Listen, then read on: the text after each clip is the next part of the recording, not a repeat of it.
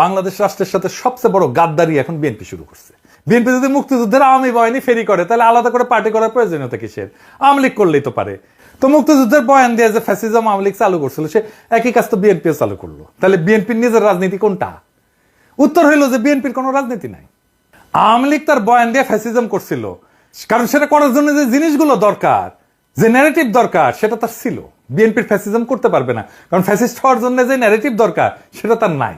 বড় জোর চাঁদাবাজ হইতে পারবে, টেন্ডারবাজি করতে পারবে, ঘুষ খাইতে পারবে, টেম্পু স্ট্যান্ড দখল করতে পারবে, আওয়ামী লীগের চাইতে কুৎসিত ভাবে গালি দিতে পারবে, কিন্তু রাজনীতি করতে পারবে না।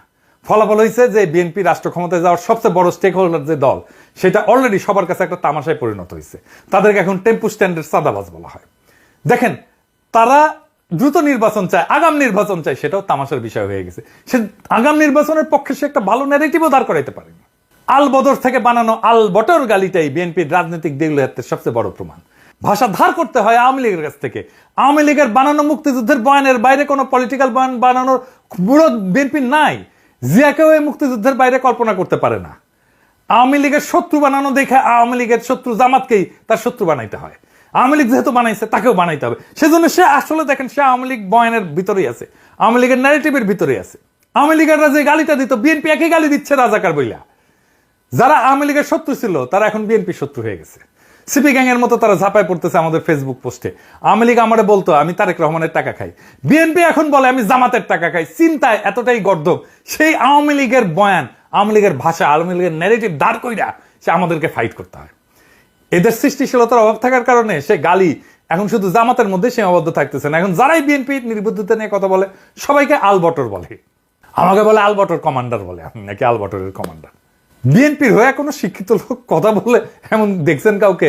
ওই এক ছাড়া, ফাহাম ছাড়া, বিরানির দোকান থেকে চান্দা তোলা লোক, সে হচ্ছে বিএনপির অনলাইন সিপাচালার। তাহলে বিএনপির পক্ষ নিয়ে একটা কথা বলার লোক থাকলেও কেউ না।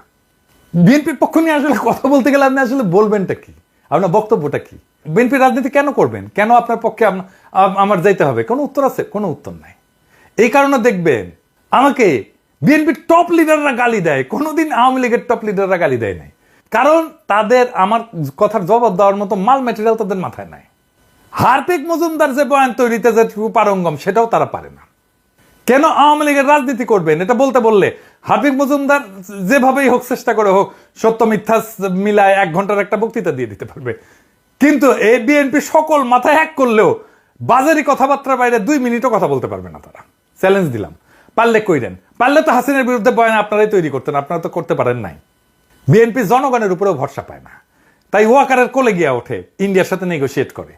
যে